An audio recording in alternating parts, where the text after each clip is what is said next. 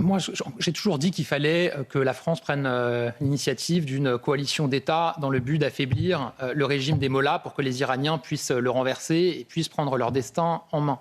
J'avais proposé un certain nombre de voies pour cela, évidemment le renforcement et l'effectivité des sanctions. Maintenant, les gardiens de la Révolution sont classés sur la liste des organisations terroristes.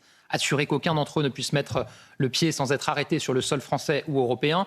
L'établissement de listes pour retourner les exécutants du régime contre ces leaders. Et c'est le point le plus important, Laurence Ferrari. Rien n'a fonctionné. Cette coalition n'a pas été mise en place. Non, dans les sanctions, pour l'instant, rien n'a fonctionné. Je fais part des propositions que j'ai formulées. Et enfin, la préparation du jour d'après.